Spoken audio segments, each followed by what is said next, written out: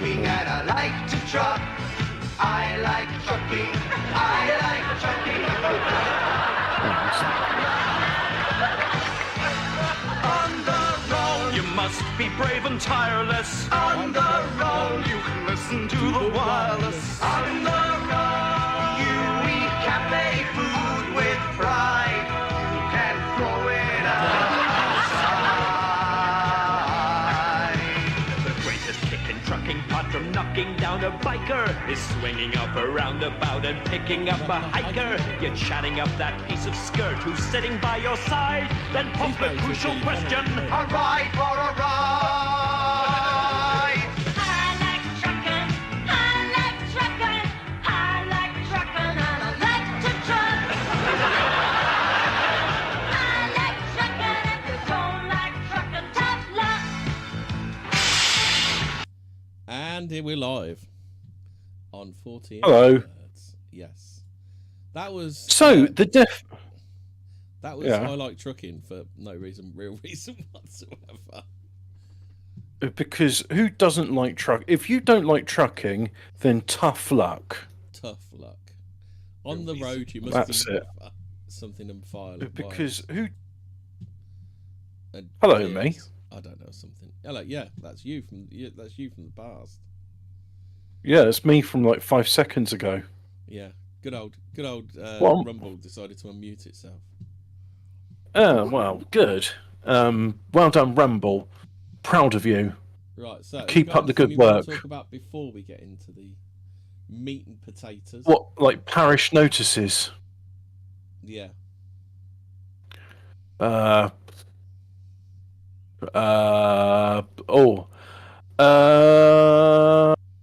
Fermi paradox, or do we like that's No, like you do that next week's? don't you? Yeah, exactly. So there's a hint. Next week's episode is about the Fermi paradox. We've You know actually a bit had about it. Carlos Castaneda, don't you? No, but carry on. Oh, so right, so straight in, no lube. Here we go. Let's do it. Dry and unprepared. Yeah. So should we start off with the Carlos Castaneda, or do you want to talk about Paul Whipkey? So who's Carlos Castaneda, and why is we saying his name? What's he all about, Hemi? Hold on a sec. I'll put it back in. I'll put it back in here as a fresh link. There you go, Hobbit, so you can read along. Oh yeah. Carlos Castaneda had a cult.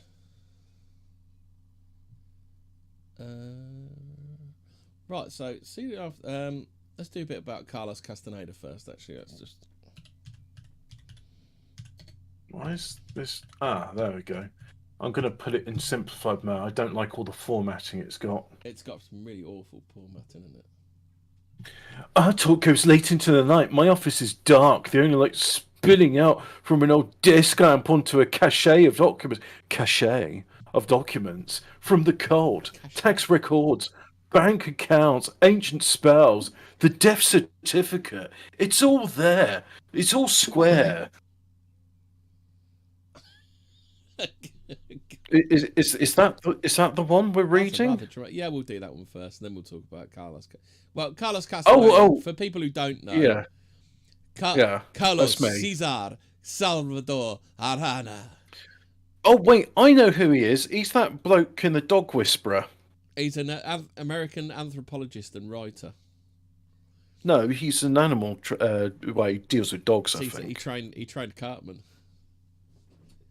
Oh yeah, he did.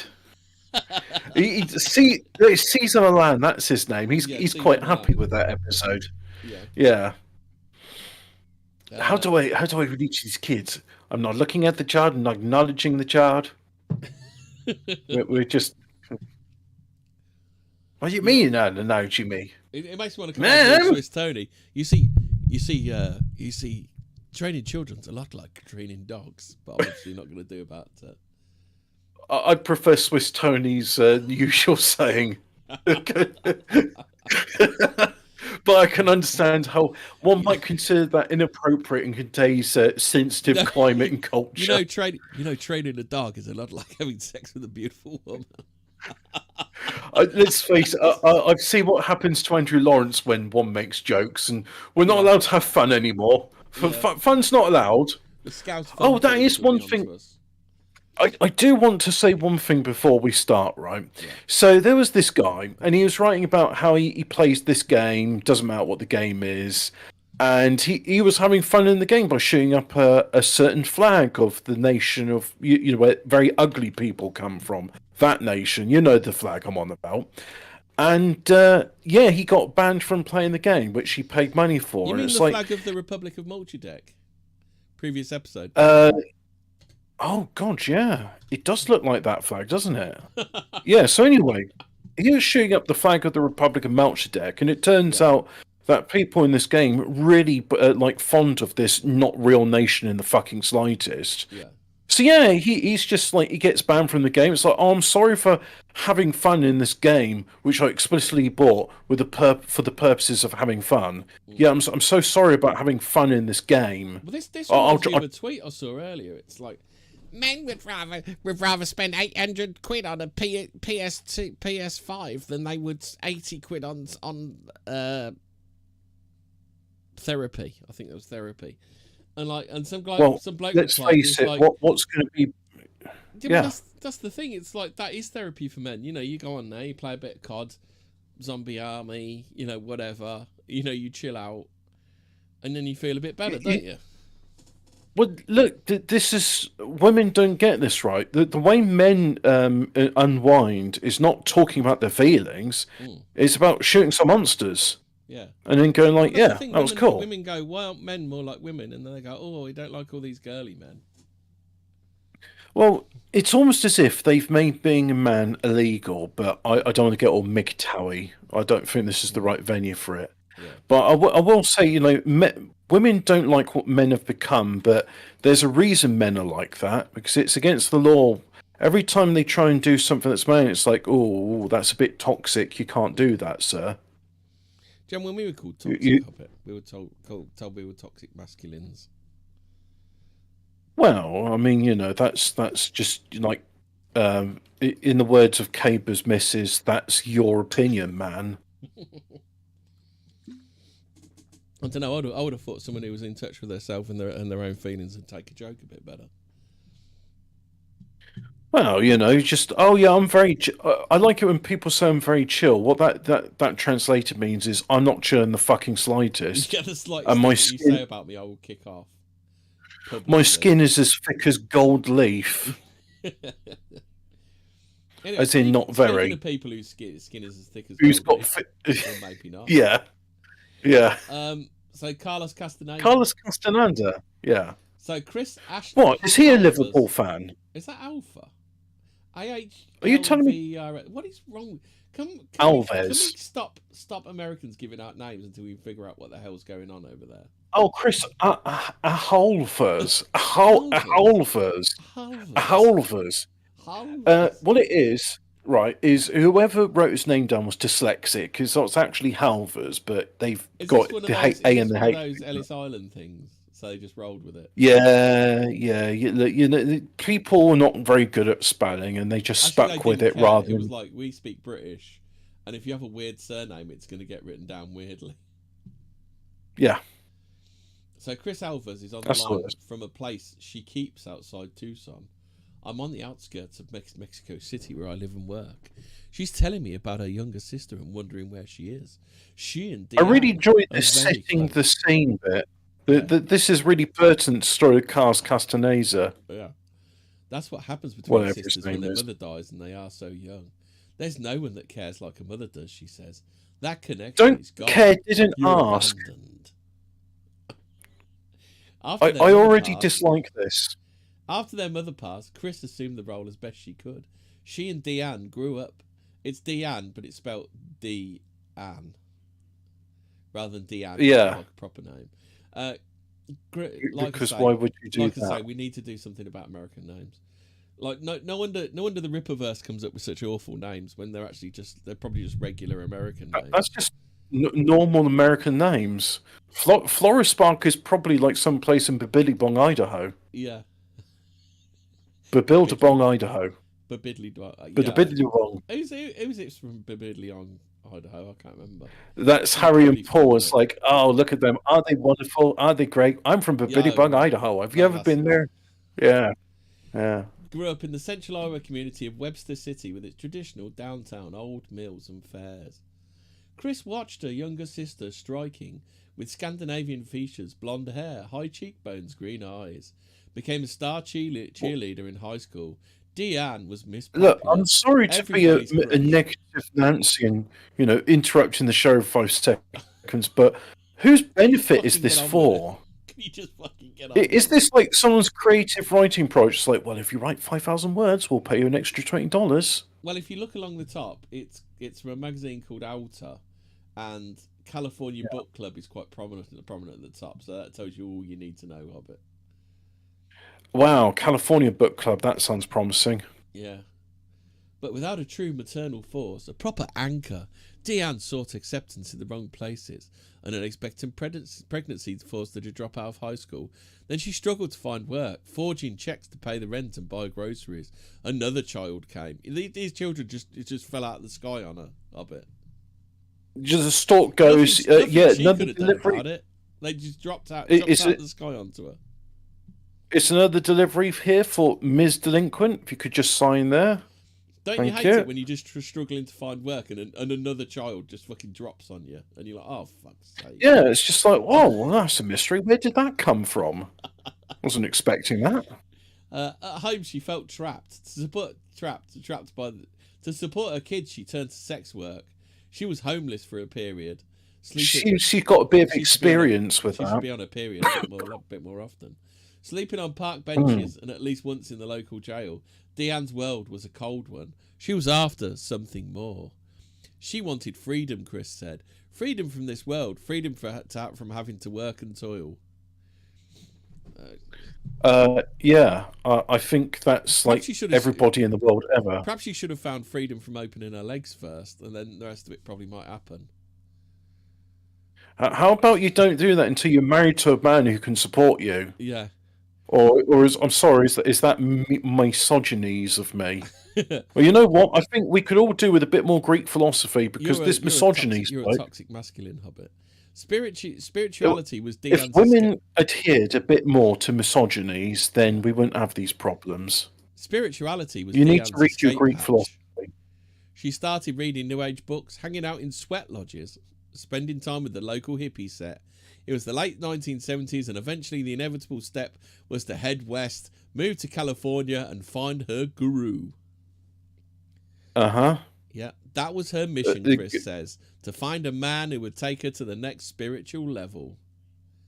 Uh-huh. Is that talk for Tradesman's Entrance? Actually, in the case of gurus, it always is. And I think in this story particularly, it really is. Chris remembers the scene in 85 or 86 when Deanne moved away. She packed a bag and jumped into a convertible with some new friends. Deanne left her 2 young children with Chris, and the kids screamed and cried and hollered as their mum sped off and abandoned them. Yay! Bye, Mum! Female empowerment. Yeah. Don't feel like you need to be head down with society's expectations of raising your own children.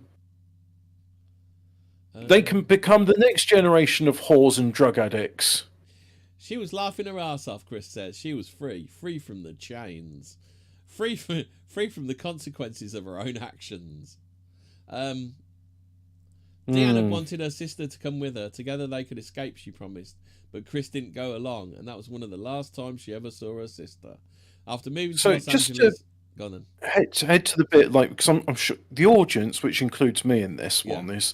So when does the hero Charlie Manson come in and say, shut your whore legs, and then shuts her whole legs for good? It's the hero Carlos Castaneda. Ah, but this one's not about Charlie Manson. No, this is a separate cult. And just so people know, this is related to Death Valley. Yeah. After moving to Los Angeles, Deanne found her guru, the famous writer Carlos Castaneda. She joined. Hello, I'm Carlos Castaneda. Yeah. I'm dead spiritual, I am. Now let's have tantric sex. Pleasure to fucking meet you. It's a fucking pleasure. Now spread your legs. We're going to have tantric sex for 16 hours. You might have a couple more babies, you slag. She joined his cult and became a witch. All his female followers called themselves Orchakamul, a word from ancient Mexico for revered statues depicting guardians of the gods. As part of her initiation, she got up the train. No, she changed her name. She became Kylie Lundal. Yeah, And then she disappeared. Days after Castaneda died in the spring of 1998, Deanne and 5 other Chakamuls mysteriously vanished. More than 25 years later, they are still chocobos. They are still missing. Do you remember when, what's his name, Johnny Vegas was advertising for Giacomo? Come to Giacomo, you can get your clothes here if you're fat like me. Giacomo. Oh, I like Giacomo. Chris I'm Alphas. Johnny Vegas. I'm a big disappointment. I'd read you can't even get work no more. When's the last time you saw Johnny Vegas on the telly? He don't even go on. He's not allowed on the. Does he? He's not allowed on the count of the fact that he's too white. He's funny. Oh no, he's not funny. Chris Alphas had read Carlos Castaneda's books. So had Deanne. Titles were New Age staples, and Castaneda was a household name. He was among the top-selling authors of the 70s. The Teachings of Don Juan, the Yahweh Way of Knowledge, had started as a thesis project early in the 1960s to find its way into the hands of Michael Corder, then a young and hungry editor at Simon & Schuster, who snatched up the rights and distributed copies of it across the world. Corder went on to commission more Castaneda titles, turning the unknown grad student, who was then in his 40s, into a New Age franchise. So basically, he'd done fuck all since he was a grad student. Is that what they're trying to tell us here? I know I shouldn't think this, but every time you say Castanet, I think, oh yeah, castanets. Don't hear many people playing them anymore these days. No. The Don Juan series, 12 titles in all, is estimated to have sold more than 28 million copies globally, according to the website of Castaneda's former company. And most of the books are still in print. I bet you they were all at a boot sale about a week after they came out. Probably. It's like, I'll call it the boot sale test. You know, if something's... You get things that people buy because then everyone else is buying, and then you see like thousands of copies of it at boot sale. You know, like Westlife albums. You know, like Westlife has sold more albums than the Beatles or whatever. But then, like every other stall at the boot sale's got like piles of Westlife CDs on it. Oh God, Westlife! I've forgotten about them until you just mentioned that. That was a pointless band. By 1973, people were buying 16,000 copies a week of The Teachings. And the well-loved second-hand editions are often found in indie bookstores. See, I told you, people had sold them all. Indie bookstores, hostels, and other places where young, curious minds gather. Castaneda's books follow similar lines, each one documenting his relationship with Don Juan Matus, a Nagual, a sorcerer and spiritual leader, who possesses magical powers, who he claimed to have met at an Arizona bus station in 1960. Back then, Castaneda was a struggling anthropology student at UCLA, seeking to learn the wise ways of the ancients. Yawn. Right up his fieldwork. My thoughts exactly. Degree.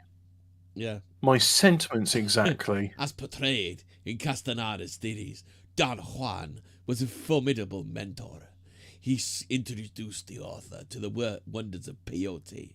What is peyote, Hobbit? I hear a lot of peyote. It's a cactus containing... Does it have a British street name, or is it just peyote? No, it doesn't. Peyote is a type of small cactus which is rich in mescaline. Oh, okay. Yeah.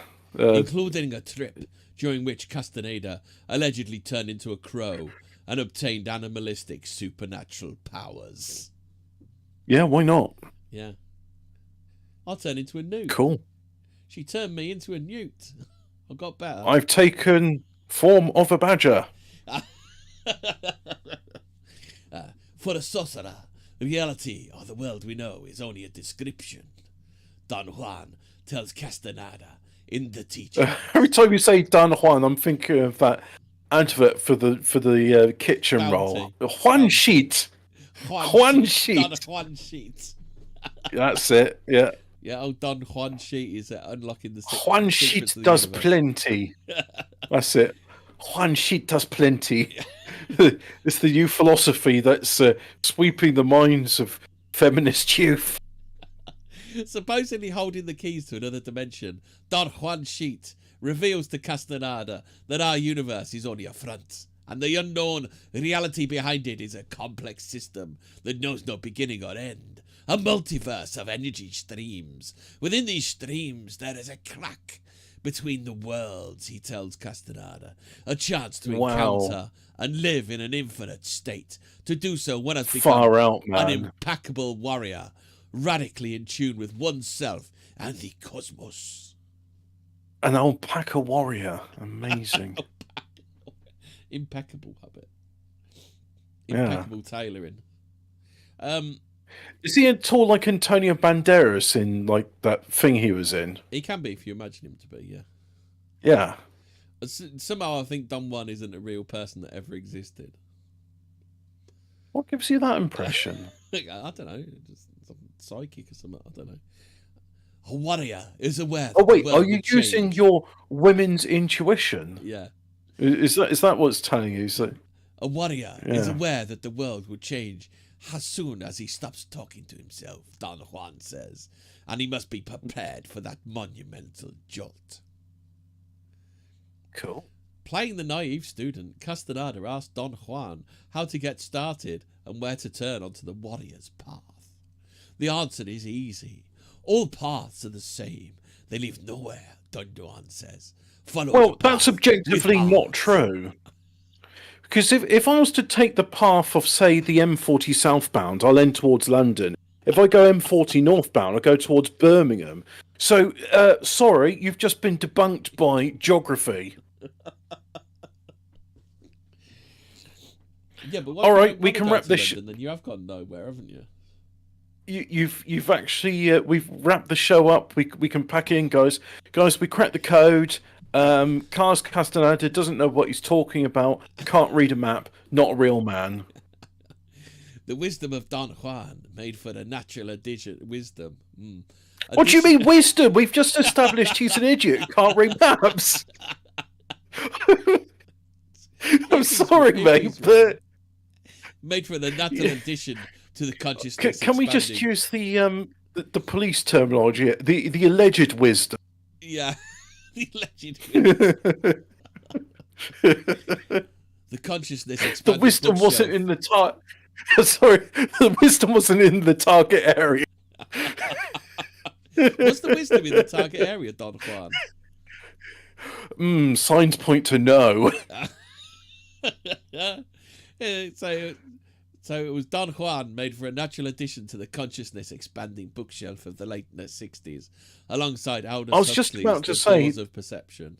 Yeah, that's right. So this guy, everyone's just like, oh wow, he sounds credulous. We're going to just believe him. How is it? Like, I'd like to think I've got a fairly open mind when it comes to this stuff. There's some things I believe in which upset others, but As Jim Harold always says, have an open mind, but not so open your brains fall out. no, just open it up all the way, man. That Yeah. seems to be like, just open max your mind. Just open it up and tip it out. Yeah. And Timothy Leary's The Psychedelic Experience, a manual based on the Tibetan Oh Book god, of Timothy Tibet. Leary can eat shit. So he's the kind of wanker. He's the kind of wanker that goes alongside Aldous Huxley and Timothy Leary. So do we know where The worst No. boomers of the world. The ones that write up all the rules so that we can't get ahead. All were reading Timothy Leary and Cars Castananza. I know the fucking time. I know why I'm trying to name now. Just like, that insufferable cunt. There's only one person in that era who had anything worthwhile saying, and that was Alan Watts. Yeah. Everyone else, fucking dickhead. Alan Watts, quite reasonable. Oh God, you ain't listened to who he became a cultural touchstone to. Castaneda's accounts of his apprenticeship and far-out journeys with Don Juan were so popular that this Hyakui wise man became a cultural touchstone, inspiring musicians like Jim Morrison, Joni Mitchell, John Lennon. George Lucas allegedly modelled Obi-Wan Kenobi from Star Wars after the shaman. Oh my God, you just ruined Obi-Wan Kenobi for me. Oh God.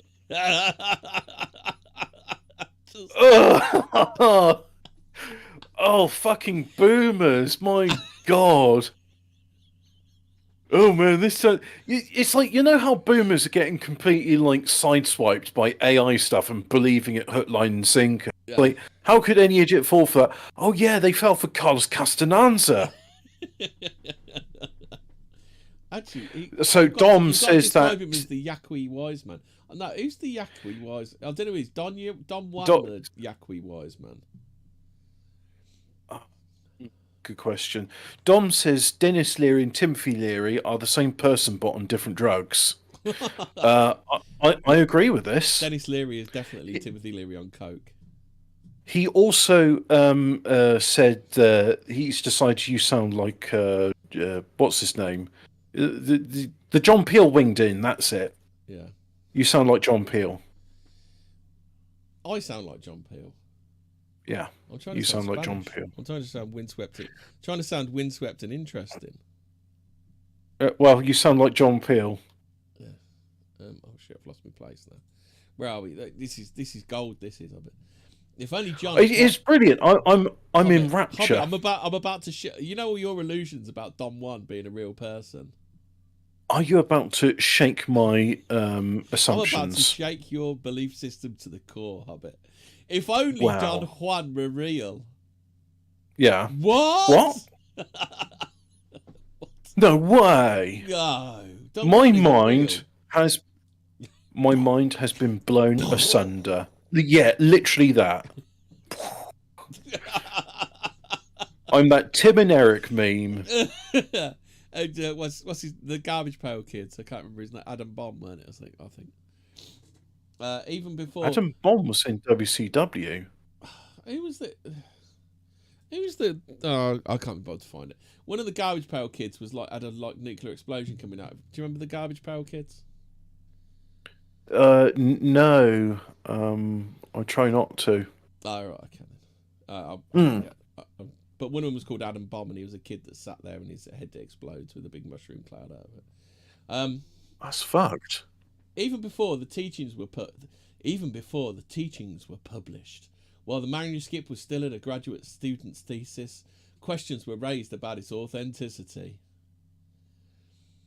I don't think it's very authentic. People had to read this and go, I don't think this is authentic.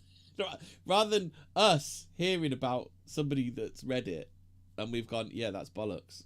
These people had to read it. Boomers had to read it to find out it was bollocks. Not sure about this thing of like all paths lead to the same place because I went on the Route 66 to the west and ended up in Seattle. This gets worse. They don't just say this Don Juan sounds like bollocks. They have to actually him. Actually. Yeah, after it was released as a book and soared in popularity, more questions arose. It was strange, anthropologists noticed, that the Yaqui Don Juan would be into peyote when Yaqui cultural practices in Sonora, actually, did not incorporate the psychedelic. And it was odd. Literary critics observed that a shaman from a rural part of Mexico spoke like an Ivy League academic. Pale face. That's because isn't that the bigotry of low expectations? Pale face. I just happen to talk like that because I am so wise. Yes. Soon, journalists uncovered evidence of the true deception. Not only were the Don Juan books a fraud, scholars concluded, but so was much of their author's life story. Castaneda was one of the greatest literary hoaxers of all time. That is one thing I will say in favour of them. Back then, you actually had investigative journalism. I don't think Yeah. Well, it's what we do counts as investigative journalism because that's about as good as it gets. Yeah. Sorry, mate, but we are the tip of the spear, as Alex Jones used to say. But as the Back before he controversy, just got interested in Blair White's tits. is it controversy or controversy, Hobbit? Which one do you Controversy. Lost at sea. Okay. I'll do controversy then. Controversy swirled. Another mystery began to unfold. In the early 1970s, Castaneda virtually disappeared, shunning all but a few interviews and public appearances, but still writing books, now earning a fortune each year in royalty. So basically, he was like the 60s version of what's the Grey books, where the woman gets beaten by a millionaire for money. Oh, yeah, 50 Shades of Grey. 50 Shades He's of Grey. that. Is it like the 60s 50 Shades of Grey? Is that what it is? Why not? Yeah. Now earning a fortune each year in royalties, Castaneda purchased a compound on the fringes of the UCLA campus, where he formed a cult with dozens of followers, mostly young women who identified as his witches. Although he probably did say they were his bitches, I should imagine. Witches, bitches, same difference. As a cult leader, Castaneda was a fetishist. He insisted on cutting the hair of his bitches, giving them the short, boyish look. He wanted them to bathe. Do you remember how Boddicker was like not a nice man? Yeah. There is one thing I will say in his favour. Yeah. Bitches leave. That's courtesy. He wanted them to bathe in water infused with rosemary, which he felt was a purifier. No, he wanted the bitches to leave. Or a good compliment to lamb. One of the two. Oh, you're talking about Carlos Castaneda. Yeah. So I thought we're talking about Boddicker still. No, he wanted. No, his motivation was very simple. Why would you want a woman to smell like she's a good compliment for lamb? Makes you hungry? Rosemary, nice in a casserole. Don't know if I want a bird to smell like it. I mean, it's not the worst thing, but it's like, yeah, mate, that's kind of... No, rosemary just make me hungry. Yeah. Which he felt was a purifier. Oh, is that where Rosemary's Baby comes from, or whatever it's called? Intercourse with him was usually part of their indoctrination, and according to insiders, he would initiate sex with several witches at once. Wait. What? You're telling me that some cult leaders shagging all the birds? Get out of town. This has got to be a first for cults, right? The cult was... This is it gets even worse of it. The cult was a business too. The Chacamals ran their own company, earning payment for teaching Castaneda's methods and ideas in workshops and selling his books and T-shirts. The Jacamos. The Jacamos, they go around. Carlos Castaneda knows what he's talking about. Have you ever met Don Juan? That's that. See, my point exactly. Have you ever met Don Juan? Hello, my name's Johnny Vegas, and that's a disappointment. I'm a Chacamo. I'm one of Carlos's Chacamos. Every time I talk, it sounds like I'm doing a poo. I'm Johnny Vegas. I actually like Johnny Vegas, but it just, at the same time, why does he always sound like he's having a poo? Yeah. While Castaneda and the witches were busy at generating... I'm not always having a poo. Stop saying that. Fuck off. I don't fancy Casimir. Wait, Johnny Vegas, we're not talking about you anymore. Carlos Castaneda, carry on. He claimed to be gathering enough energy to cheat like death and live forever. So he's collecting the organ energy then, is he? By having sex with... Oh, is he using a jerk-off crystal? But that only works with men. Do we need to tell Emo Monk that he's doing it the wrong way? He needs to be more like Carlos Castaneda to be collecting energy. Look, I will just say to him, hey, here's a map, right? It shows you that not all paths lead the same way. Yeah. Maybe we ought to get him into Carlos Castaneda. Maybe that's what we need to do. Maybe that would be a big mistake. Yeah. We have to balance the lineality of the known universe with the non-lineality of the unknown universe, he said. Would you like me to give you that statement again, Hobbit, so you can understand it? Yeah, in the words of the Virgin Mary, come again. We have to balance the lineality of the known universe with the non-lineality of the unknown universe, he said. That's like when Donald Rumsfeld says there's no known unknowns, or whatever it was he said. You know this one thing on about? Or when George Bush said, "Fool me once, shame The French on have you." no word. Fool me twice, once, you can't shame get on you. shamed Fool me again. twice, can't get fooled again. Well, you can't get fooled twice. Yeah. No, my favourite George Bush one is the French entrepreneur. Yeah. Castaneda's ambition to enter infinity, as he called the other dimension of life, became urgent after he was diagnosed with liver cancer in 1997. Do you think he used that as a chat line? Like when he was with the birds, he was like, I want to explore infinity. It happens to be in between your legs. Yeah, it's in your vag. He died a year later and 6 of his beloved witches disappeared. The only clues to their whereabouts were found on the desert floor in Death Valley. Among them, a red Ford Escort belonging to one disciple, discovered less than a week after the Chacabo's disappearance. Surely you could hear him going, Jackamore. "Boo, boo." But I didn't realise the Ford. I thought the Ford Escort was like UK market only. Well, the Yanks have one. And then some 5 years later, the scraps of the disciple's pink jogging suit, a rusted pocket knife and a partial skeleton nearby. The discovery was perplexing. If these were the remains of one witch, where were the others? According to the LA County Registrar Recorder's Office, that drips off the tongue, doesn't it? The agency that tracks births and deaths, none of them have been declared dead, yet as far as I can tell, none of their families have a clue what happened to their loved ones. It's a fucking mystery, Deanne's sister Chris tells me. They could have all blown their heads away in the desert, or they could have taken the money and run. Hoo-hoo! Billy Joe and Bobby Sue... That's right, I'm not going to do Take the Money and Run. Hoo-hoo-hoo, take the money and run. You know that one by... Oh, you know, that Steve one. Miller. Steve Miller Band. That one by the band, you know. You know, the third Miller brother. Yeah. Steve Miller Band. You know, they go around making a band and doing shows. Yeah. Steve Miller Band. Yeah. I first learned about the missing chacamals on the tennis court. During one of our matches, but this was about a year ago, I noticed that my friend, the sculptor and multimedia artist Francois Boucher, has been playing suspiciously well.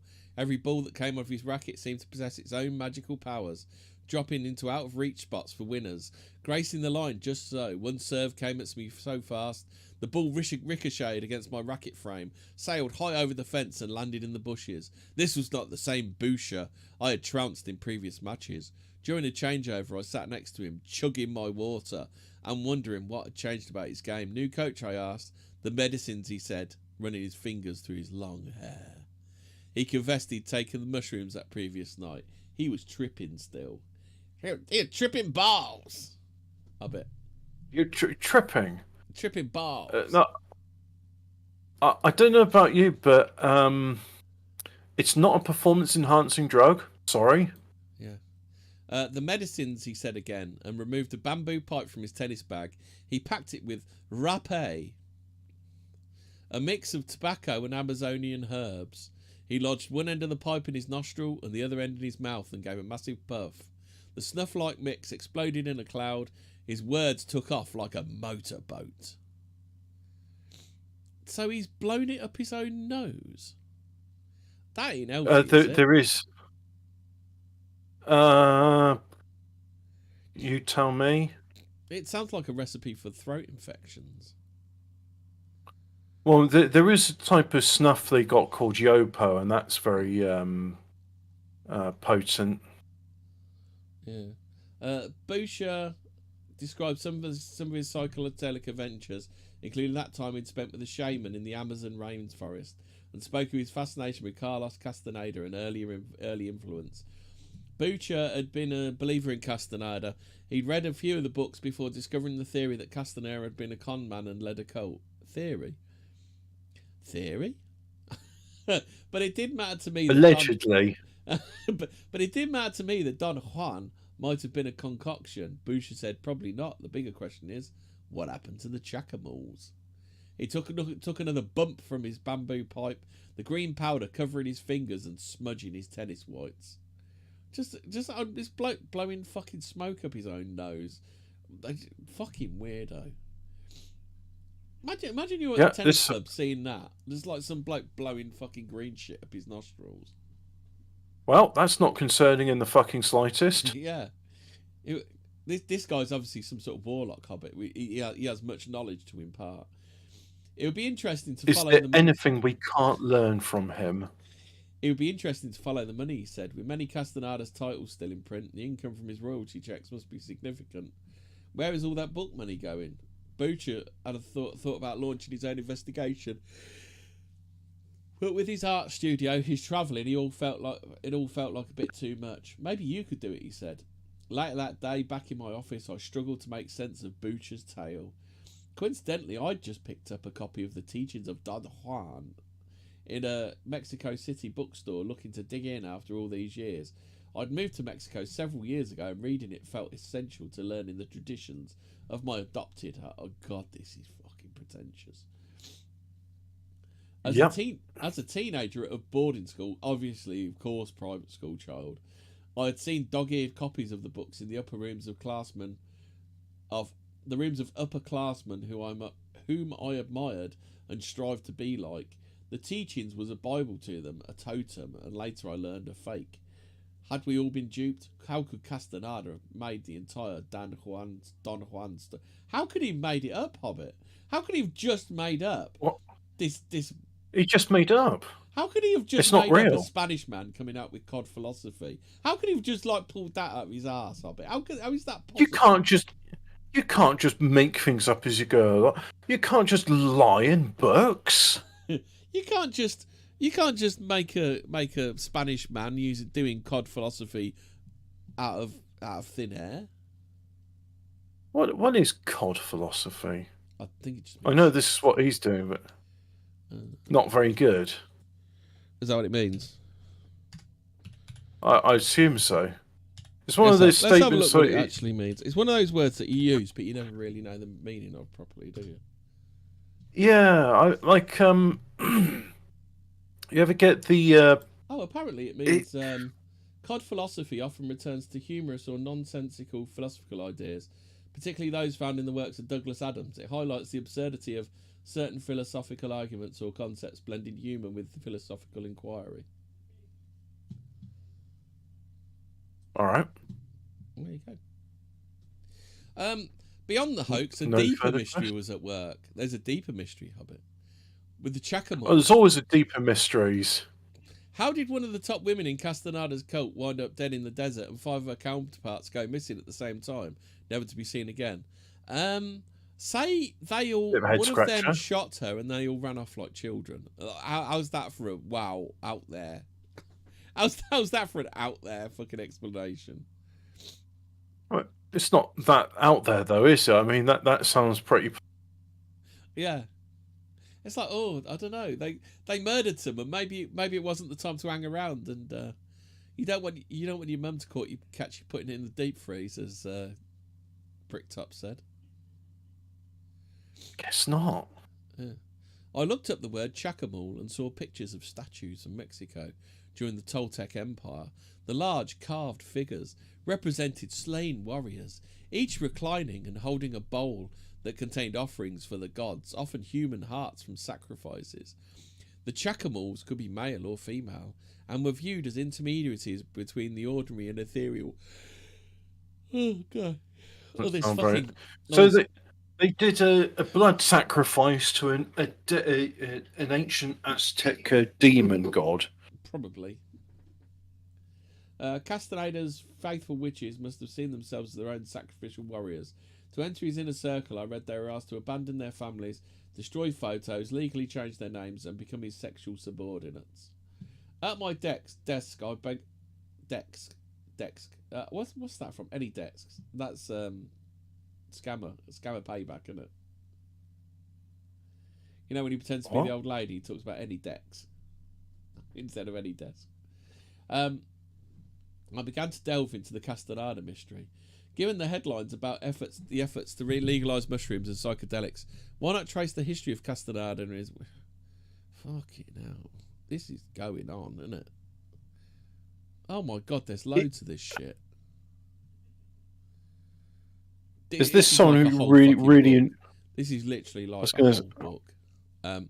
So anyway, it's delving into it. Should we just do a shortened version? Yeah. I was going to say, because I just thought, what's this got to do with Death Valley again? Because it was just it's just like it was located in Death Valley. His little cult was. So anyway, there was we this... know what we need to do about know what we need to know about Carlos Castaneda anyway. So anyway, there was this dickhead who Brutus starred himself after, and he killed a bunch of women in the desert, and nobody could prove it. The end. Yeah. There. How do you prove he killed her? Well, no, he didn't kill him because they disappeared after he died. Yeah. So it definitely wasn't him that just like rose from the dead and killed them. No, sir. What else do we go? Do you want to talk about Paul Whipkey? Oh, who's he then? Actually, this is a pretty decent mystery. This one is. Paul Whipkey. There you go. There's your version. Sounds whippy-tastic. Paul Whipkey. All right, let's have a read of. Let's have a read of this. Paul Whipkey. Whipkey. On August 17th, 1958, a fishing game warden in Death Valley, California. Oh, there's a lot of work for fishing game wardens there, is there? Yeah. Do a lot of fishing in Death Valley, Nevada? Yeah. Well, I suppose it's also California. Well, it's fish and game. Yeah. Well, Carlos Castaneda's birds were on the game, so maybe he was looking after them. Yeah, well, yeah. He found a car abandoned in a desert 42 miles from the nearest town. The keys are still in ignition and there was no sign of foul play. The car was registered to Lieutenant Paul Whipkey of Fort Ord, California, almost 500 miles away. The army reported that Whipkey had been missing for 5 weeks and, in fact, was wanted as a deserter. But there was a problem by all accounts. Paul Whipkey was the perfect soldier. No one who knows him believes he could have been a deserter. Carl Whipkey is Paul's brother. I don't think Paul deserted. It was completely out of character for Paul to do such a thing. He was a loyal American, devoted to his work. I think the army knew exactly what happened to him. Isn't that like someone's wrestling theme, isn't it? Oh, I think it was part of... Yeah. I'm a real American. Yeah. Fight for what's right. Fight for your right. Yeah, it's a Hulk Hogan. I think it was part of a big smoke screen cover-up. Paul Whipkey was an ROTC honor grad. No idea. After basic training, he won a spot in the Army Aviation School. In 1957, at Camp Desert Rock in Nevada, Paul flew an observation plane during the testing of the atomic bomb. He was exposed to radioactive fallout. Soon after that, when unusual blotches appeared on his skin, several months later, stationed at Fort Ord, California, to have his teeth moved. On July the 10th, 1958, late one afternoon, Paul left Fort Ord. He told friends that he was headed for the town of Monterey, less than a mile away, but Paul never returned. Next morning, Paul was reported AWOL, and 30 days later, I believe that means away without leave. Absent. He was declared... Yeah. Oh, yeah. He was declared a deserter after 30 days. The following week, his car was discovered in Death Valley. The army says that the day Paul left, he apparently ended up at Motel Mojave, or Mojave, California, some 350 miles from the base. Well, that's how the motel's registration. Army investigators say they found a gasoline receipt in Paul's car. Oh, by the way, there was... Gasoline is a brand name, or a corruption of a brand name, called Casoline, which was a type of paraffin sold back then, so everyone just referred to petrol. So Americans run their cars on paraffin, then? Well, Americans mistake petrol with paraffin, and because like the brand name, it'd be like me saying, "Oh, I need to fill up the car with Shell." It's like, well, look, Shell is a petrol station that sells petrol and diesel. Yeah. What did you fill it with? Oh, I'll fill it with Shell. That's all I know. So anyway, Americans, they have a gasoline receipt from their petrol station. Yeah.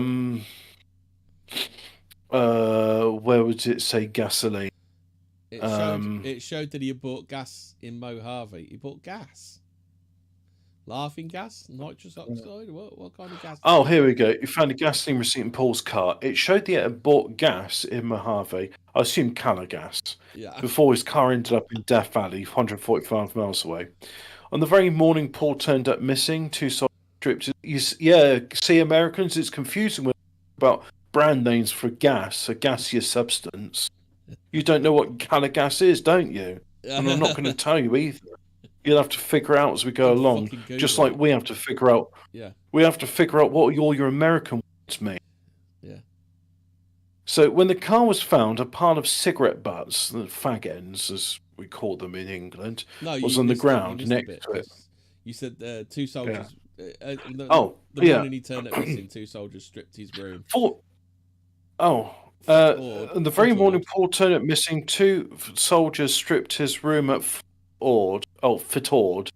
Everything was removed, including including Paul's personal belongings. According to his brother Carl, this was an odd and perhaps illegal procedure. So I'm going to speculate here. According to his Carl, either it was illegal, either it is odd and illegal, or it's not. What's this according to his brother Carl nonsense?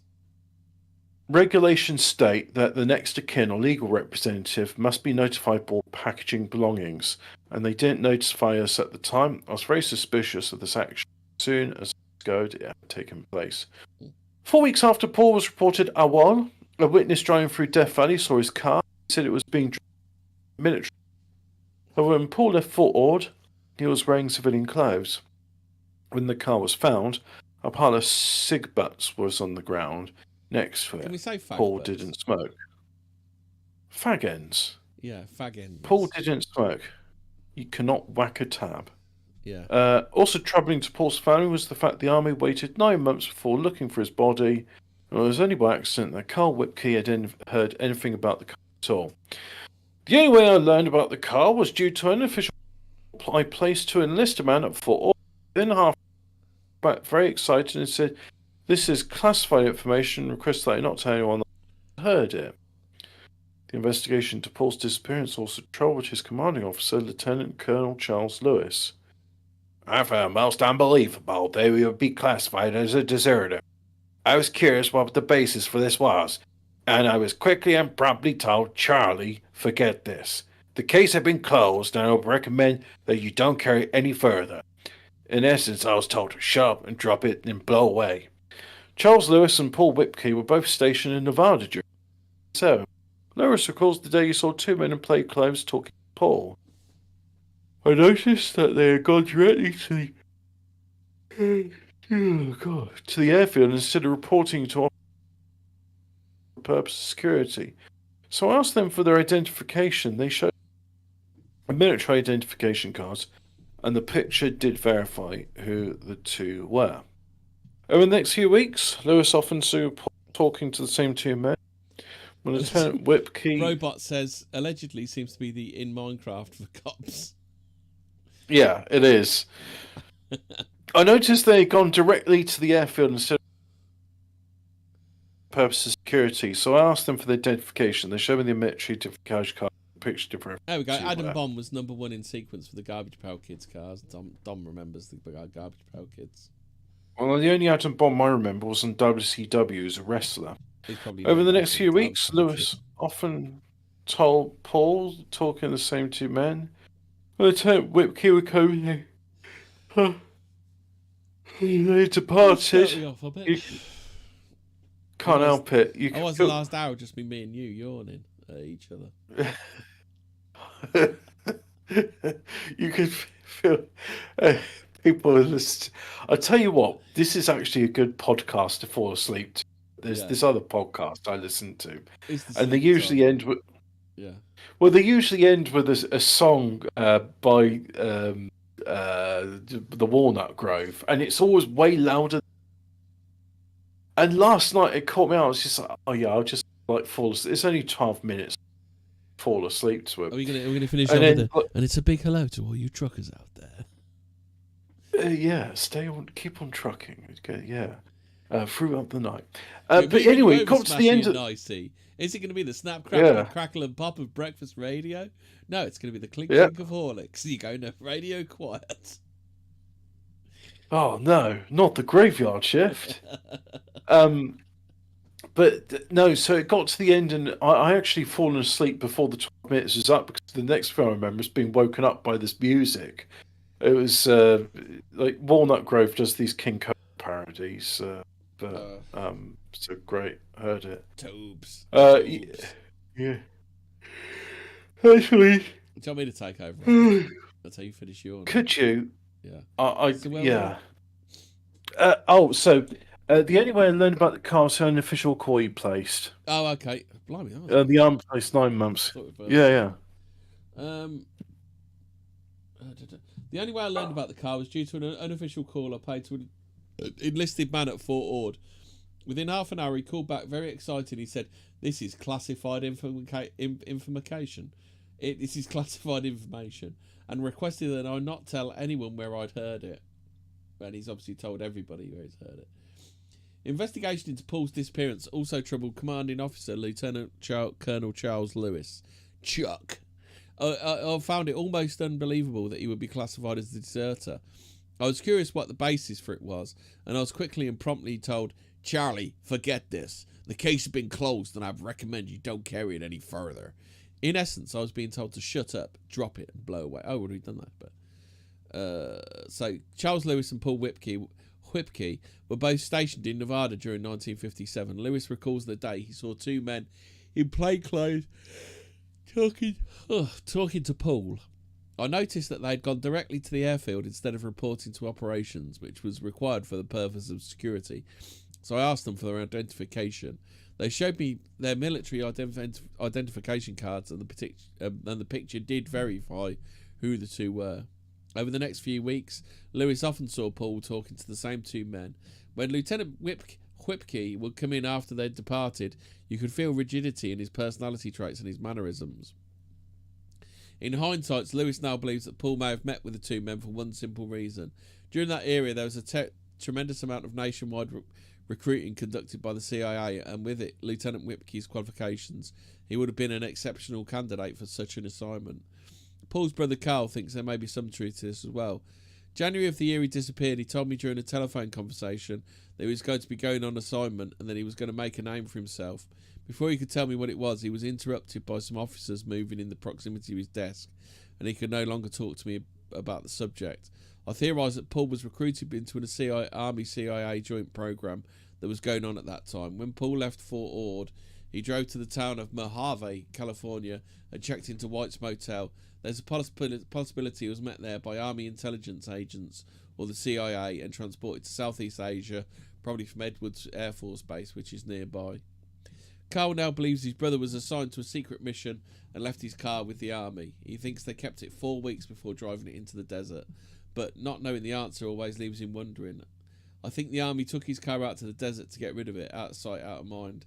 If they would just say, yes, he died on secret assignment, we could live with that. We're all loyal American citizens in our family and we will buy that. And until the Army tells us what happens, there'll be no peace in our family.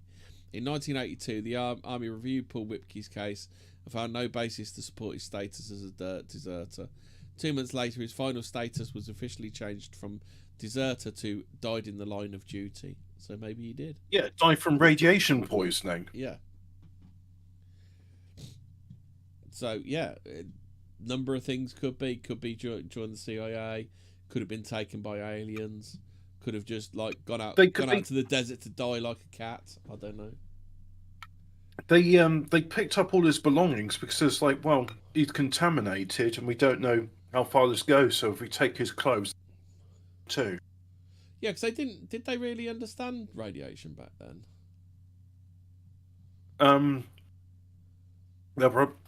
They're probably still figuring it out.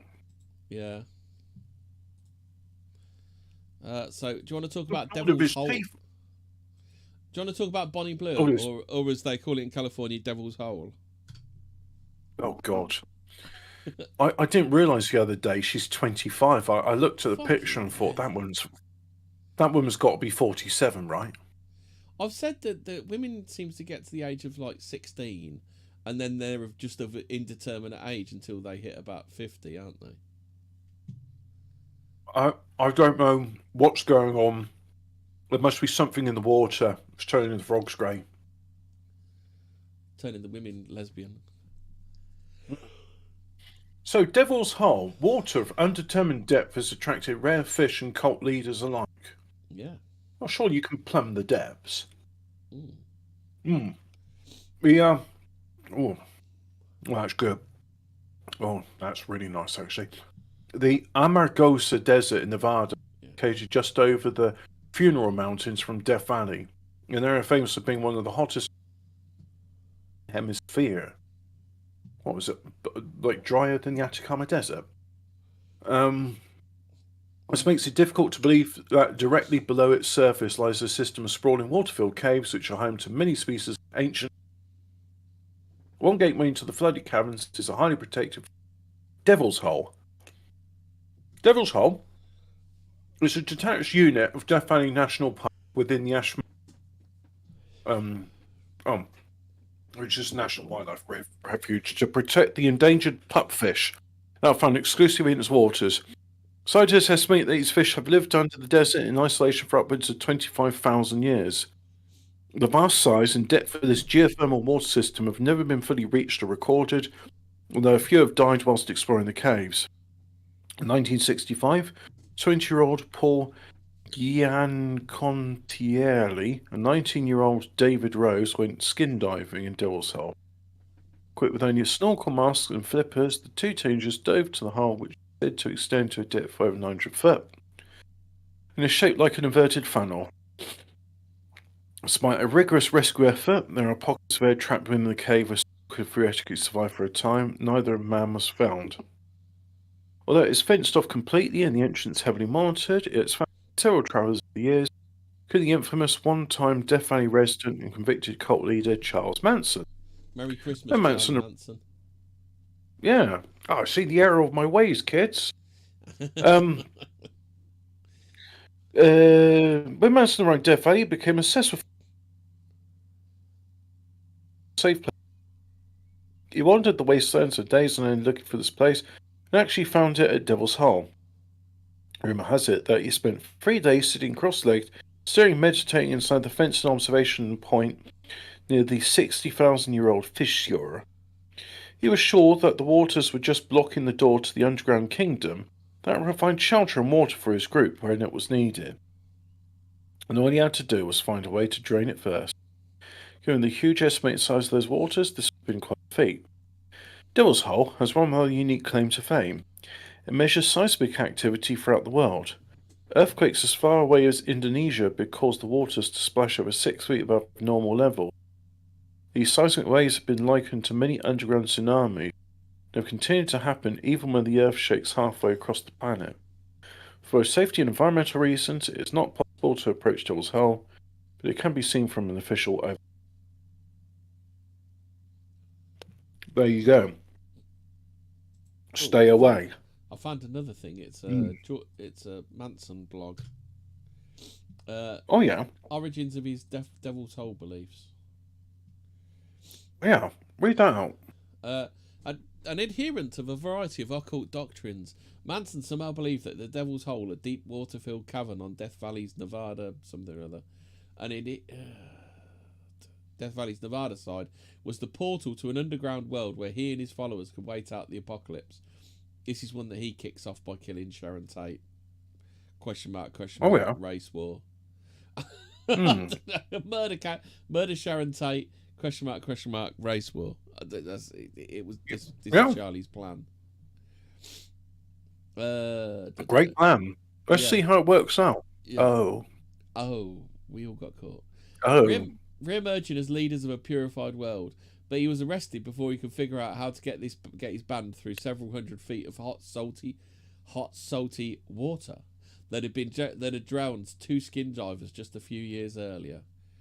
Manson may have learned of the underground world from the story of Tom Wilson, a cat rock. I think that's Karok. Indian. It was a Death Valley guide in the 1920s. Wilson said when he was a boy, his grandfather told him he'd found a tunnel that extended for miles beneath the valley. Walking its length, the man ended up in an underground chamber where a race of fair-skinned people dwelt. Welcomed by these subterranean humanoids, Wilson's grandfather lived with them for a while. The people spoke a strange foreign language, wore clothes made of leather-like substance, and illuminated their home with a pale greenish-yellow light of unknown origin. The Indian, Feathernot Pooh, eventually resurfaced and returned to his people, who were understandably kept sceptical about his adventure. But Tom Wilson... Let's rename it, the Dances with Listerine as opposed to Smears with Poo. Yeah. But Tom Wilson believed that the old man hadn't lied, and he spent the rest of his life searching for the entry to the underground world, convinced until his death in 1968 that it actually existed somewhere underneath Death Valley. At one point, Wilson teamed up with a prospector named White, who claimed that he too had found strange underground dwellings in Death Valley. White had been exploring an abandoned mine in Wingate Pass when he fell into a hidden tunnel that led to a series of rooms. The rooms were filled with leather-clad human mummies. Gold bars and other fabulous treasures were stacked in piles around them. There was a passageway leading beyond the rooms as well, lit by an eerie greenish-yellow light. Sounds very much like... Do you remember the ones we were talking about in the Grand Canyon? Mm-hmm. Yeah. Very similar, very similar. Maybe there is something to these ones. Who knows? And then there was that massive one that had like mummies and gold and trinkets from all over the world that the Smithsonian lost. I was going to say, I can't remember what episode it was, but a long time ago we did one about how many people go missing, and so many of them in America's forest. Yeah. I can well believe that there is like a different civilization living there, hidden.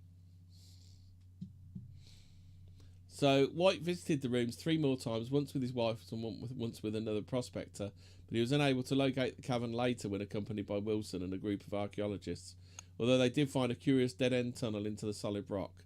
The area around Wingate Pass was eventually absorbed into the China Lake Naval's Weapons Centre and is now closed to the public.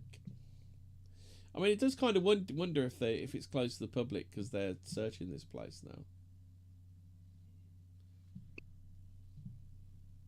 I really don't know. I'm sorry. I don't have any speculation. I am reading like some speculation on Paul Whipley though. Yeah.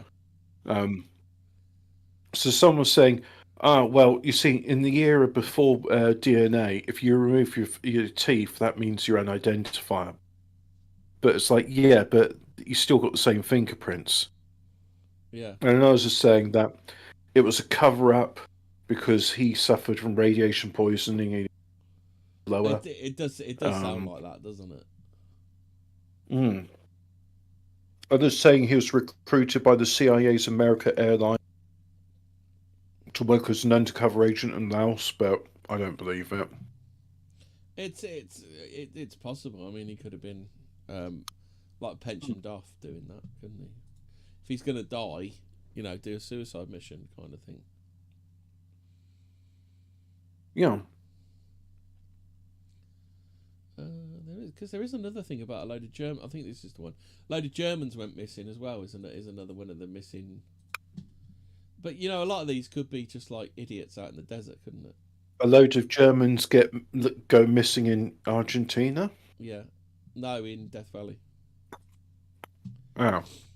This July marks 113 years since the world's record 134-degree high temperature that was recorded at First Furnace Creek in Death Valley. What's that in real temperature, Hobbit? What's the temperature again? They say double it and add 30, don't they? What's the number given though? 134. So it's about 52. 100. 52. Fuck me, Hobbit. That can't be right. 56. It's Yeah, almost so double 57 double degrees. It and add 30 is about right then, isn't it? But yeah, 56 degrees, Hobbit. Which is also 329 Kelvin, but who cares? Yeah. For 40 days and 40 nights in the summer of 1996, the Death Valley desert shimmered and undulated in waves of relentless record-breaking heat, pushing the national park thermometers over 120 and sometimes 130 degrees. The fervid air sucked the moisture from the breath of the park visitors and stole the sweat from their skin. Even in the cooled rooms of the park's hotels, travellers laboured under the weight of one of the hottest summers on record in the hottest place on earth.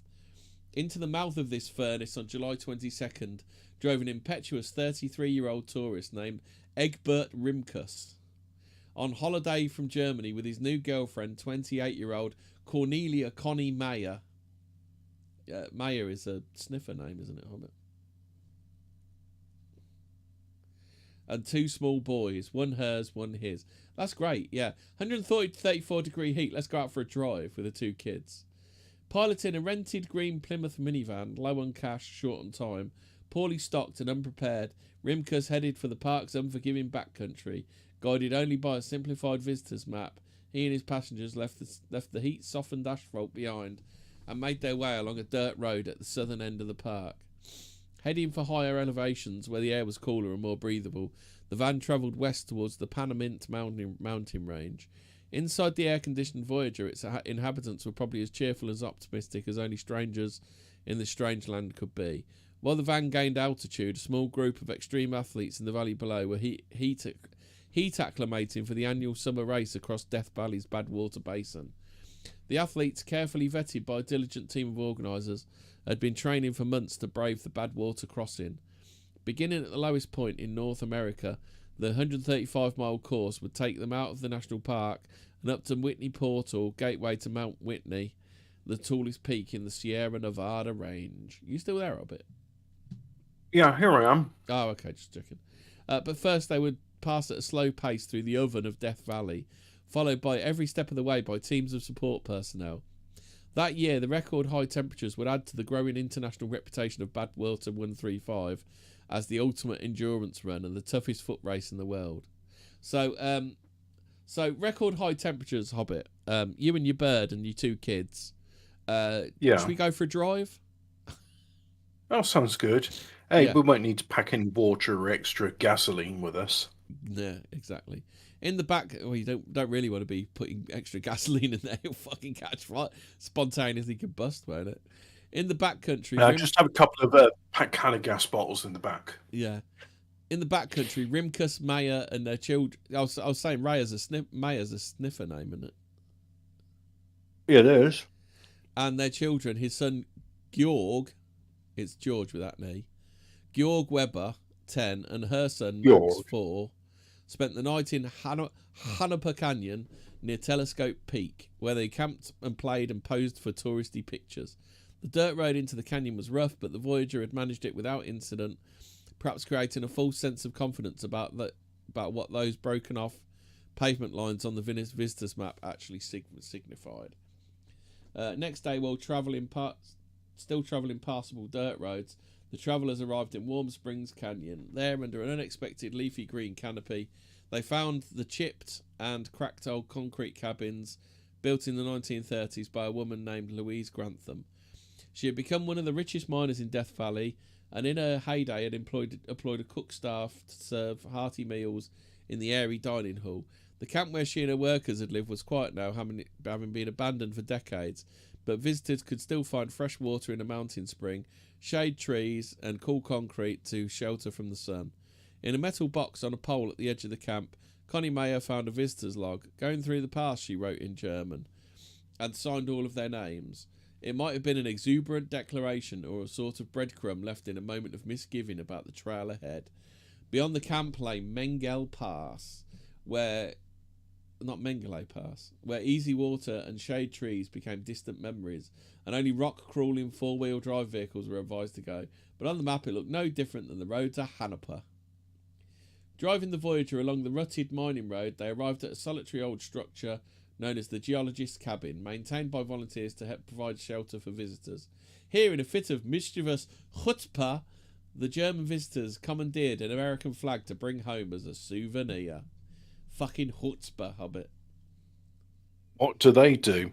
Yeah. Hey, would you like 10 unbelievable, you won't believe it, facts about Death Valley? Come on, then. Well, it's a desert valley in eastern California, in the northern Mojave Desert, bordering the Great Basin Desert. During summer, it is one of the hottest places on Earth, along with deserts in the Middle East and the Sahara. Death Valley's Badwater Basin is the point of the lowest elevation in North America, at 282 feet below sea level. It is 84.6 miles east. They could build a canal to it and flood it. Yeah. It's 84.6 miles east-southeast of Mount Whitney. If they flooded it, the water would evaporate, turn into clouds, and then they'd get rain, then, wouldn't they? Oh, yeah. Well, so, but if the water evaporates, it will leave salt behind. Yeah. Because, once the oceans evaporate, they just leave salt behind. They never replenish. Yeah. So, you see, there's no point trying to flood areas below the sea level because that's bad and you shouldn't do it. It is 84.6 miles east-southeast of Mount Whitney, which is the highest point in the contiguous states, with an elevation of 14,505 feet. Death Valley is known to be 1.7 billion years old. The intense heat in Death Valley, apart from its other natural conditions, contributes to solar heating. Surprising. Desert being heated by the sun. Yeah. It is exacerbated by the valley's dry, clean air. During the day, the warm air rises. Let's look at the top 10 unbelievable facts about the Death Valley. Number 1. Death Valley is the largest park in the contiguous United States. I don't believe it. It's 3.4 million acres, which is... Dom's found out Castaneda's warlock name. It's Hawk Tour. Amazing. Dom, that's the sort of investigative journalism that we don't pay you for. Yeah. So 3.4 million acres is also about 5,270 square miles. Right. Now, Death Valley is regarded as hotter than hell. A film crew in Death Valley... So you've been to hell then? A film crew in Death Valley, California filmed Return of the Jedi in National Park. And, in this picture, C-3PO, he's got 2 golden bloody legs. It hasn't been Mandela'd. Right? So here's a picture of C-3PO that they haven't edited. You want to see it? That's why they have. Here we go. Of it. No, I'm telling you now. Look at that picture, right? That's C-3PO. But he's got golden legs. Inconclusive. Now, bullshit. Death Valley hit a record high of 130, which in new money is 130. Oh no, that's I've typed no. 130 is 54. It's 54 degrees. Oh, sorry, 54. Yeah. Which actually Hell is said to be 444.6 Fahrenheit, which is a temperature at which brimstone changes from a liquid to a gas. So let's have a look at what 444. Hang on. 444.6. So then it's quarter of hot. No, how is 230 degrees? Yeah.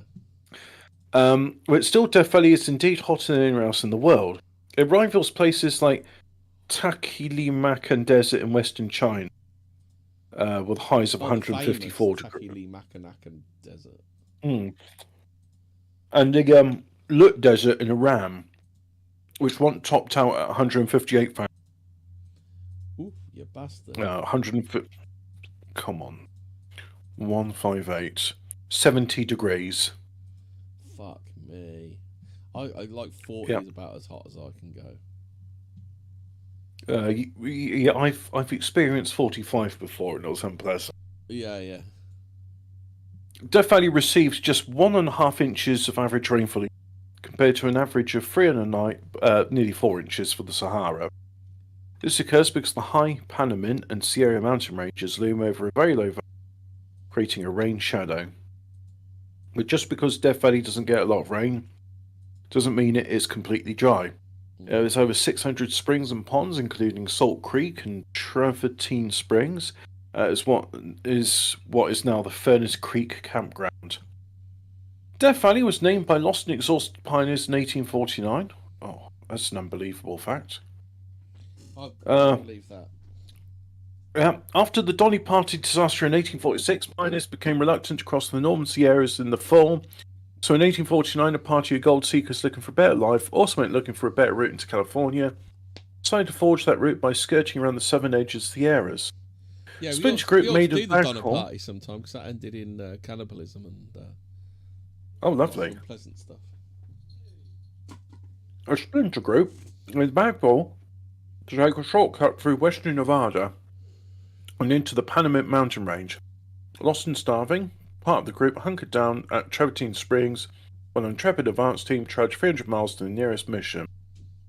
A month later, they headed back with reinforcements consisting of 3 horses and a half-blind mule.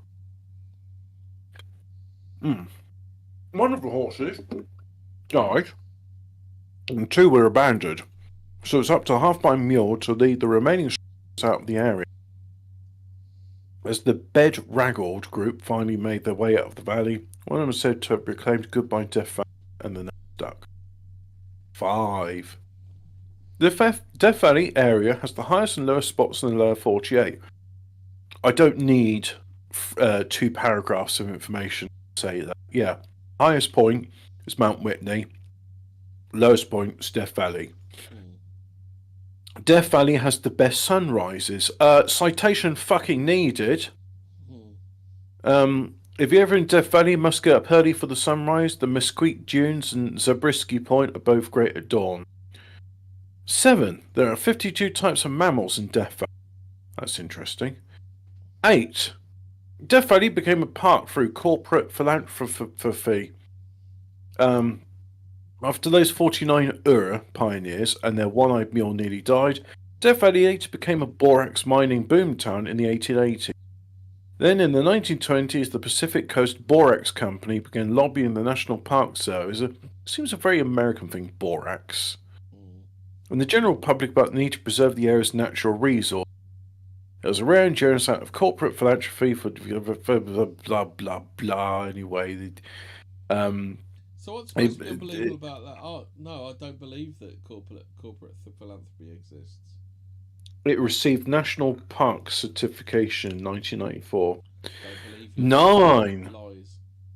It's unbelievable, I know. Yeah. Death Valley comes alive with colour and life in the spring. No. Really? No, don't believe you. Don't believe it. 10. There are 6 species of fish found in Death Valley. Finding fish in the desert. Actually, I don't believe that. Finding fish in the desert doesn't sound possible. But surprisingly, there are 6 species of fish that can survive in the salty water of Death Valley. One of them is the endangered Devil's Hole pupfish. Only resides in the 93-degree waters at Devil's Hole.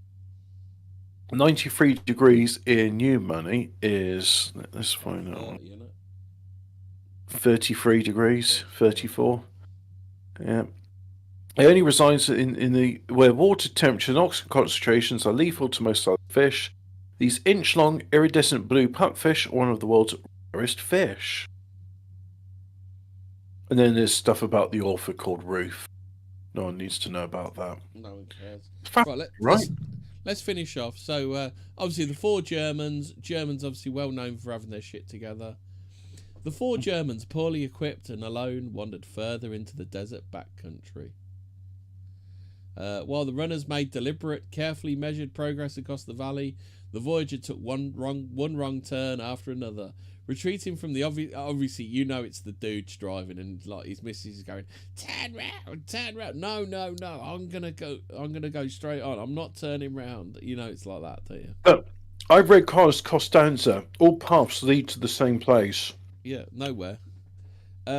Retreating from the obviously impassable Mengel Pass, the van diverted down into Anvil Canyon on what was left of another old mining road.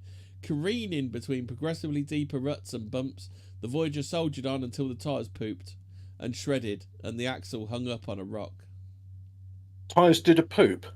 They popped. They pooped. Wow. They With pooped visions themselves. of the cool air atop Mount Whitney, the runners on the Valley 4 pushed through the searing heat. The Germans, clinging to the only shade in sight, stuck close to the van for some time, wondering what to do. consuming much of what was left of their supplies. So what should we do? Let's eat all our supplies quick as possible. We could be here for hours or days. Let's get the food done. Yeah, let's eat it before they spoil. Yeah. Oh, I couldn't eat another bite. Yeah, you're right. Let's just toss these hot dogs out then. Yeah. At some point, probably as the sun began to go down in the evening or early next morning, the Germans left their vehicle and set out on foot, carrying their meagre provisions, mostly beer and wine, along with them. That's going to work out well for them, all that beer and wine, isn't it? Sensible. For years afterward, it'd be assumed that they had tried to make it back towards the cabin or Menkel Pass. Better the devil you know than when you don't, but they didn't. Only 61% of the athletes who entered the Badwater Marathon would complete the course that year, the lowest percent in recorded history of the race. Extreme endurance athlete Marshall Ulrich was the winner, with 1996 being the first of his record 4 Badwater wins. Runners have described Death Valley experience as cathartic, revelatory and exhilarating. But for the average person lost in the heat of Death Valley summer, the chances of survival diminish rapidly from the moment the last drop of water is consumed, with about 2-day outside limit for survival. Mike Wechmeyer, volunteer emergency medical technician for the National Park Service, says this guideline pertains to a healthy adult who is well hydrated to begin with. For small children, for adults who are already on a hydration deficit, or anyone out of shape and not acclimated to the heat, the survival window can narrow to a matter of hours. The race was over on July the 27th, and the runners left Death Valley to its stillness. In Germany, Rimke's ex-wife Heike Weber waited anxiously for her son Gorg to arrive back home. The day came and went with no word from Rimkus. He had faxed her from the Treasure Island Resort in Las Vegas over a week before, asking for money, which she had not sent, and now she was. Hello, my name Gorg. Gorg, real name. Hello, my name Gorg. Gorg, speak now. Frantic faxes from a German travel agency begged for information from the US rental car agency that dealt with Rimkus in Las Vegas.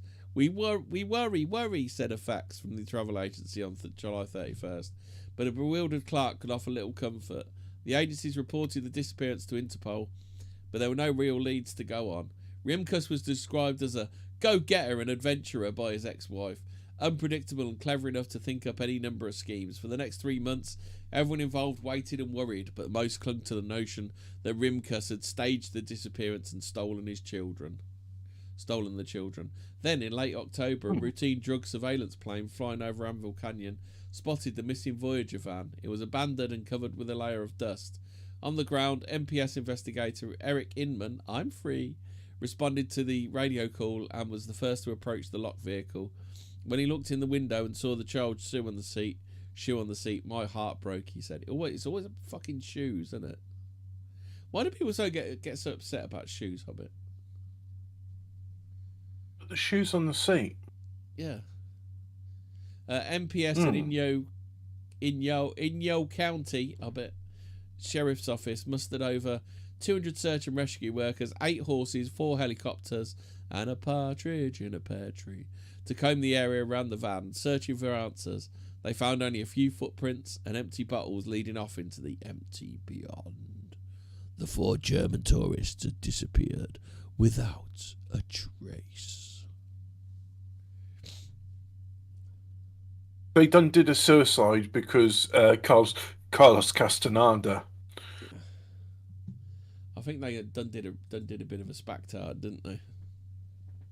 It seems like it. Yeah. So I think we're about done with Death Valley. Is there anything you want to talk about? No, not really. I mean, those 10 unbelievable facts about Death Valley, they seem pretty believable to me. Yeah. Did you want to do some unexplained histories of it? Yes, I certainly do. You got the link?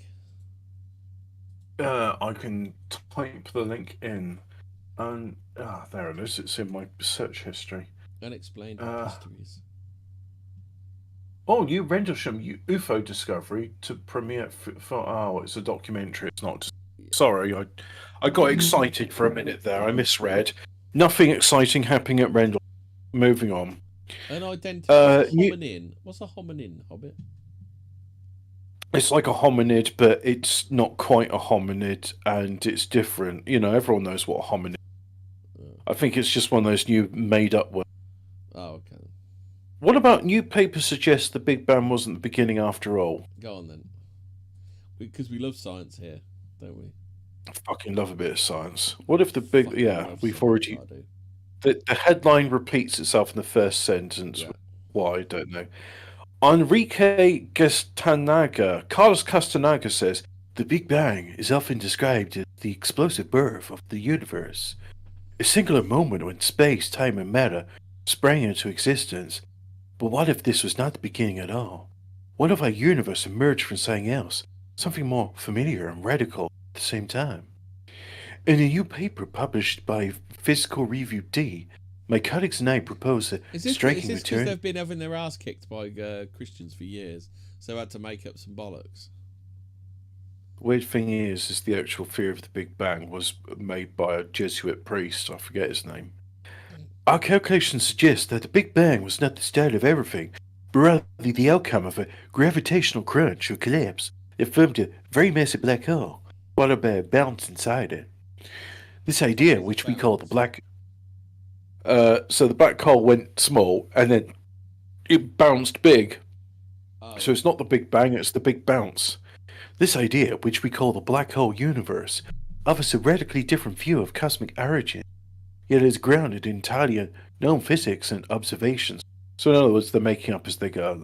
Yeah. Today's standard cosmological model, based on the Big Bang constellation, blew up in size, has been remarkably successful in explaining the structure and evolution of the universe, but it comes at a price that leaves some of the most fundamental questions unanswered. For one, the Big Bang model begins with a singularity, a point of infinite density where the laws of physics break down. This is not just a technical glitch, it's a deep theoretical problem that suggests we don't really understand the beginning at all. To explain the universe's large-scale structure, physicists introduced a brief phase of rapid expansion in the early universe, cosmic, which is powered by an unknown field with strange properties. Later, to explain the accelerating expansion observed today, there's another mysterious component, dark energy. Ooga booga. Oh. In short, the standard model, yes, of cosmology works well, but only by introducing new ingredients we have never observed directly. Meanwhile, the most basic questions remain open.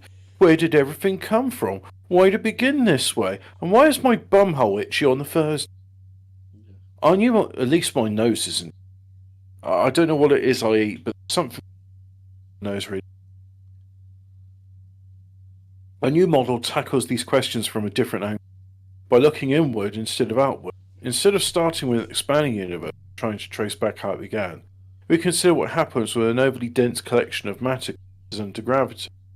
This is a familiar process. Stars collapse into black holes, which are among the most well-understood objects in physics. Citation fucking needed. Yeah. But we've never observed a black hole. Beyond, they're theoretical. They are theoretical. I'm probably safe in saying. I think I'll be long dead before they ever observe one. Yeah. I'd like them to observe it, and then it's just be like, oh, look at this naysayer from 100 years ago, saying there's no such thing, and here we are with Derek observing it. In 1965, the British physicist Robert Penrose proved that under very general conditions, gravitational collapse must lead to a singularity. This result, extended by the late British physicist Stephen Hawking and others, underpins the idea that singularities like the one at the Big Bang are unavoidable. The idea helped win Penrose a share of the 2020 Nobel Prize in Physics and inspired Hawking's... Can I interrupt you for some breaking news? It's from Donald Trump. Elon was wearing thin. Yeah. I asked him to leave. I took away his EV mandate that forced everyone to buy electric cars that nobody else wanted. That he knew for months I was going to do, and he just went crazy. He went fucking crazy. Oh, interesting. Yeah. It sounds like they've had a bit of a lover's... Yeah.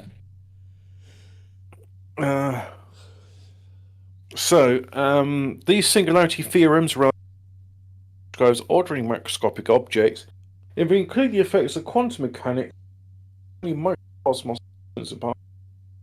we must at extreme densities. The story may change. In our new paper, we show gravitational.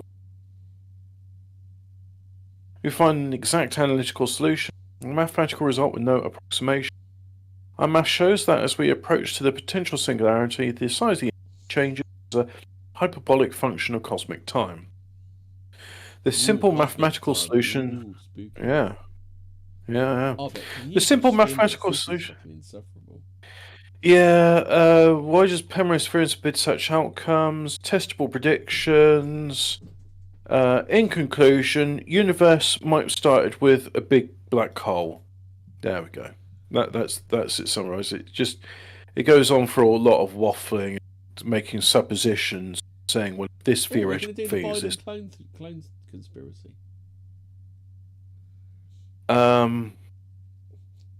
Well, so here's the thing. You know that he was under like some pretty hardcore prostate cancer medicine. Yeah. No, they're saying he actually died in 2020.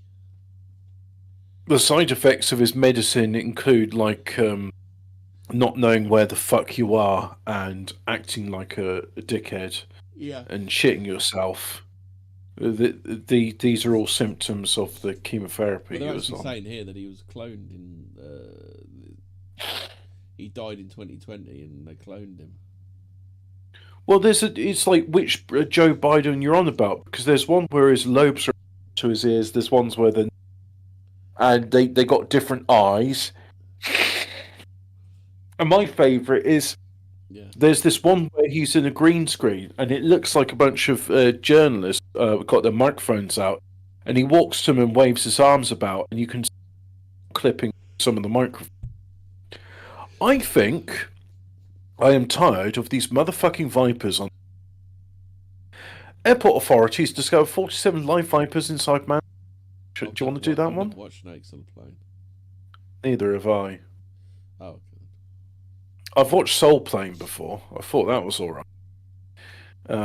Snoop Dogg's in it as a pilot. I watched. What was one with Josh Hartnett? Quite a new one. It's like Bullet Train. It's funny, you see. They got this trope of the blind black man, and he thinks he's getting frisky with a female passenger, and he's putting his finger in some potato salad, and he wiggles it about, and Terry Crews is in this film as well. So anyway, 47 vipers found on the plane. This is in which is Bombay, India. Intercepted a suspicious man returning from Thailand on the Sunday. Upon inspecting his luggage, they were stunned to find he was attempting to smuggle 52 live reptiles into the country. Along the illicit cargo were 3 spider-tailed horned. To see the border staff. Very pleased. 5 Asia. He says, "Hey, would you like to see my impression of Vishnu with her arms?" Okay, here we pants. 5 Asian leaf turtles and a staggering 44 Indonesian pit vipers, all protected species and legal import without permits. The shocking discovery echoes a similar incident from February, where officials at the same airport found 5 siamang stuffed inside a passenger's trolley bag. So you just filled like your trolley bag with gibbons. Just a few months earlier in November, sneak in 12 exotic turtles from Bangkok. Animal smuggling through airports remains a serious and ongoing issue, with traffickers resorting increasingly bizarre and sophisticated methods to evade detection. Exactly where these animals was a hole in if there was nothing. Yeah, exactly. Yeah.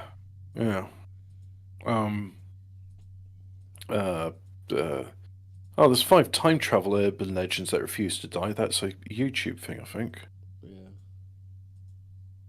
Yeah. We've been over time travel numerous times, haven't we? Well, I still think the Man from Tancred is my favourite story because he's basically living in what we call Andorra, which up until recently, I'm sorry, it's not a real country.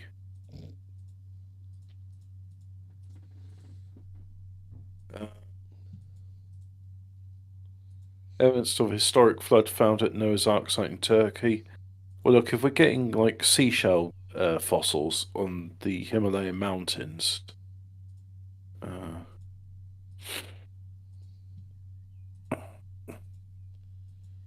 Sorry. have you There's heard? no evidence your Yeah, spaghetti monster exists in the sky. yeah. Have you heard of the prototaxites? No. I thought they were giant mushrooms. Well, maybe they're giant mushrooms, maybe they're not. Yeah. So why did that make a noise as opposed to oh? I'm not in streamer mode. That's what it's babooping. If you That's me happen to go for a babooping. stroll, that's your baboop. If you happen to go for a stroll through the primordial landscape 165 million years ago, you will find yourself in a strange world of alien life forms like anything you can find today. Perhaps chief amongst these were the proto-taxites, bizarre towers reaching 26 foot into the air. For many years, scientists have struggled to determine exactly to fit these peculiar organisms into the tree of life. But a new study has put forward the notion the reasons classify prototaxites, taxi, it's taxites, is because they might actually be completely different form of life with no more. This counteracts the other earlier studies including fungi. Based on the investigation. Eerie hidden passageway revealed beneath the Capitol building. Oh, the rape tunnels? Based on the investigation, we were unable to taxities to any extent lineage, reinforcing its uniqueness, stated University of Edinburgh researchers who penned the new study. It turns We out it was one of the conclude. staircases used by British soldiers to breach the Capitol in 1814 during a siege that became known as the burning of Washington. And they didn't fill it up since then, because why would you? We conclude that the morphology and molecular fingerprint of P. tatiae, a prototaxite species, is clearly distinct from that of fungi and other organisms preserved Hobbit. alongside Quantum it. computers could render even our most secure systems obsolete. Yeah, they say they're quite good at crypto cracking. Yeah. Alongside it in the Denovian deposit. And we suggest it is best considered a member of a previously undescribed, entirely extinct group of eukaryotes. Exactly what became of this long-lost branch of Earth tree of life, however, remains a mystery. All we know for sure is Did they you know died this one, out. Hobbit? The large Hadron Collider turned lead into gold Yeah. for a fraction of a second. Well, I don't think that's news. I don't. I remember talking years ago with somebody about how we've achieved modern day alchemy. It's just that it takes a lot of energy. Yeah. But yeah, you can use particle accelerators to bombard lead with protons and neutrons until you transmogrify it into another, in this case, lead. So, according to findings of a new study, between 2015 and 2018, the Large Hadron Collider, the world's largest particle accelerator, created 86 billion gold nuclei while running experiments that saw lead atoms being smashed together at 99.999993% the speed of light. While this might sound like a lot of gold, in total it amounts to a mere 29 trillionths of a gram. Not only that, but then it was then destroyed within a fraction of a second of being created. It's impressive to see that our detectors can handle head-on collisions producing thousands of particles, while also being sensitive to collisions where only a few particles are produced at a time, enabling the study of rare electromagnetic nuclear transmutation processes, says Marco van Leeuwen, a spokesperson for ALICE, a Large Ion Collider experiment. Why are they talking about portals and through the looking glass and stuff like this? Are they being like a bit obtuse, are they? It feels like it, doesn't it? Yeah. Yeah. Oh, there's a bit of stuff about the Stargate program. CIA declassifying something. Declassified CIA file describes the location of alleged alien base. So, Project Stargate, experiments mainly aimed at acquiring it for intelligence purposes, could use for other pursuits as well. Examples of the more out there observations reported by remote viewers found in the declassified CIA many of the same. One such document, entitled Description of Personnel Associated ET Bases, concerns alleged alien bases located not only on other worlds within our own solar system as well. The remote viewer had also described various types of operatives working at these facilities. All personnel observed at the base on 20 appeared to be no different than native Earth. They wrote concerning a base on Titan, a moon of Saturn. There were 2 male technician types sitting at a control panel of some kind, but behind them stood an attractive female with brown shoulder-length hair, wearing a pale green lab coat or smock. She appeared to be in some sort of supervisory role.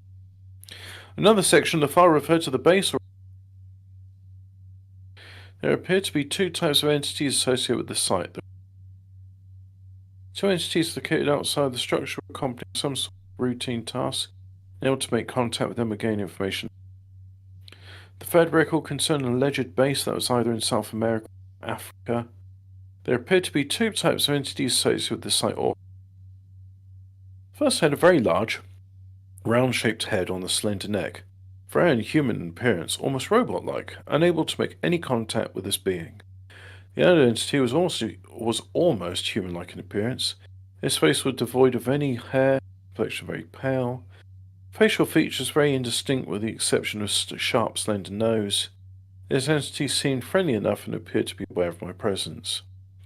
This tended to be typical of such claims, however, no concrete evidence that any of the entities actually exist or has ever been forthcoming. You can view the original file on the CIA's archives here. That could be fun. I'll post that link.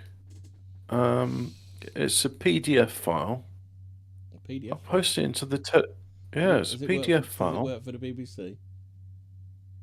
Well, I'm going to post it in the Fortean Words chat. Yeah. All of our audience, you're welcome to join it. The address is t.me/Fortean Words.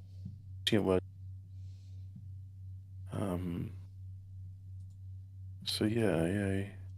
There you go. There's the thing. Oh, I've got to admit, I feel knocked for 6 today.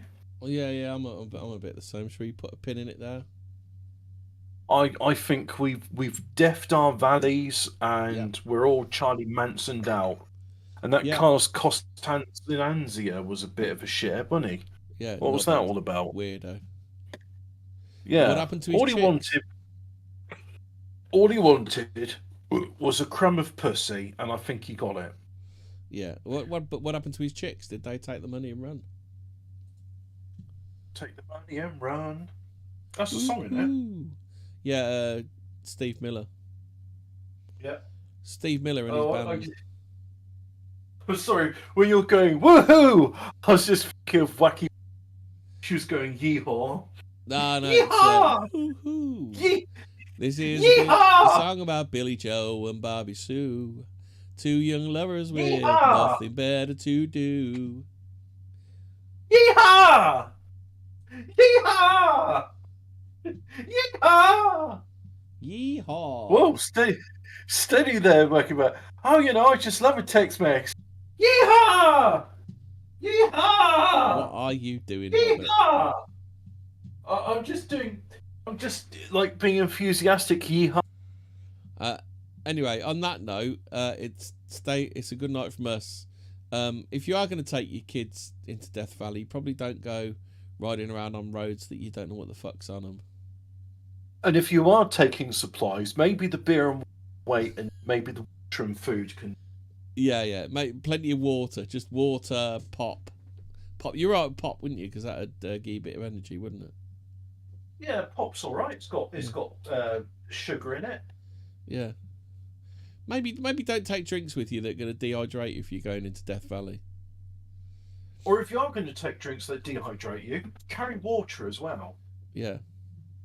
Anyway, that's good night from us, and stay spooky. Yeehaw!